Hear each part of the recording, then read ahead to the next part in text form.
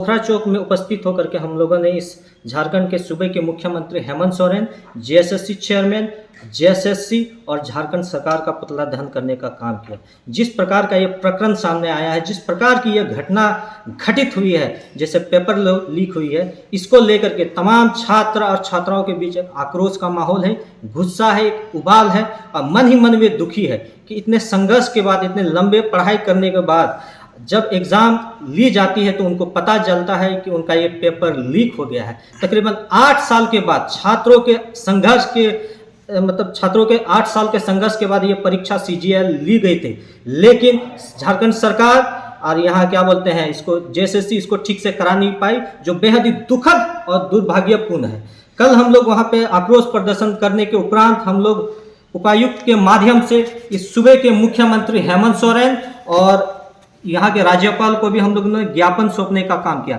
ज्ञापन में हम लोग ने कुछ मांगे रखी। सर्वप्रथम हमारी मांगे थी कि जो 28 तारीख को जो परीक्षा ली गई और जो 4 तारीख को जो परीक्षा ली जाने वाली है, दोनों परीक्षा को सिरे से निरस्त किया जाए, क्योंकि 28 तारीख का पेपर अगर लीक हो सकता है तो बहुत संभावना है कि 4 तारीख की परीक्षा भी लीक हो सकती है। अगर 28 तारीख को पेपर बेचा जा सकता है तो 4 तारीख को भी संभावना है कि पेपर बेचा जा सकता है। 28 तारीख को अगर कोई पेपर खरीद सकता है तो 4 तारीख को भी पेपर खरीदा जा सकता है। और हमने देखा कि खाली पेपर 3 का ये क्या बोलते हैं उसको कैंसिल किया गया, लेकिन हमारी मांगे हैं कि 1-2 को भी उसको कैंसिल किया जाए। जो 25-30 लाख रुपया ले करके सीट अगर खरीद सकता है तो वो खाली पेपर 3 का क्यों खरीदेगा, वो पेपर 1 और पेपर 2 भी खरीदेगा। इसलिए हमारी मांग है कि सारा 28 और 4 जो परीक्षा आयोजित होने वाली इसको रद्द किया जाए। और हमारी दूसरी मांग थी कि इसको सीबीआई जांच कराया जाए, झारखंड की किसी भी एजेंसी से नहीं, क्योंकि अब यहाँ के छात्रों छात्राओं और यहाँ की जनता को झारखंड सरकार और झारखंड की एजेंसियों पे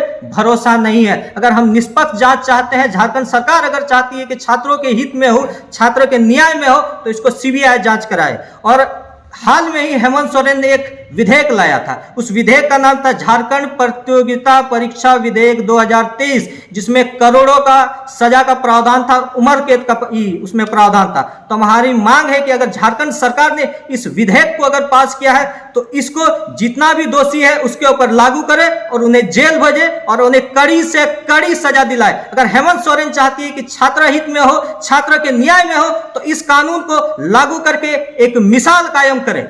और हमारी जो चौथी मांग थी कि ये जो एजेंसी है, जो जेएसएससी के अंतर्गत जो ये एजेंसी संचालित हो रही है, इसको ब्लैक लिस्टेड किया जाए, क्योंकि अगर ये एजेंसी बनी रहती है तो संभावना है कि ये आने वाले समय में भी जितने भी सरकारी परीक्षा यहाँ आयोजित होगी उसमें भी धांधली, भ्रष्टाचार और लूट की संभावना बनी रहेगी। और खाली झारखंड तक नहीं, ये एजेंसी अगर दूसरे राज्यों में भी अगर संचालित होगी तो उसे वहां भी ब्लैक लिस्टेड करने का काम वहां की राज्य सरकार करे।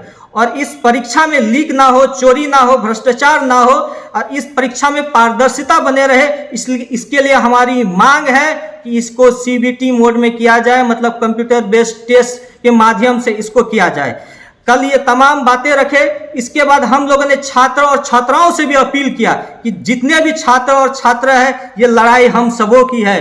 कि छात्र और छात्रा ही नहीं, उनके जो गार्जियन है, जो झारखंड के तमाम जनमानस है, उनसे भी एक अपील है, हमारी मांग है कि आइए हमारे साथ इस लड़ाई में, इस संघर्ष में हम लोगों का साथ दीजिए, क्योंकि ये पहली बार नहीं हुआ है। झारखंड का इतिहास रहा है, 23 सालों का इतिहास रहा है, ये पहली बार नहीं। आप जेएसएससी लीजिए, जेपीएससी लीजिए या कोई भी एग्जाम लीजिए, हाल फिलहाल में जो जेई का एग्जाम हुआ था उसको भी ठंडे बस्ते में डाल दिया गया था, उसमें भी इसी तरह का धांधली और इसी प्रकार का लूट और भ्रष्टाचार हुआ था। यहाँ के छात्र छात्राएं कब तक इस चीज को बर्दाश्त करेंगे? ये बर्दाश्त से बाहर होने लगा है, पानी सर के ऊपर जाने लगा है। हमारी मांग है कि झारखंड सरकार सचेत हो जाए, सजग हो जाए, अन्यथा यहाँ के छात्र उग्र आंदोलन के लिए बाध्य हो जाएंगे। छात्र जब भी आए हैं, आंदोलन किए हैं, तब तक सरकार को उसका मुआवजा झेलना पड़ा है। इसलिए हमारी मांग है कि सरकार इसमें कोई कड़ा कदम उठाए और इसमें भ्रष्टाचार को रोके। क्या नाम हुआ आपका? मेरा नाम निखिल मुर्मू।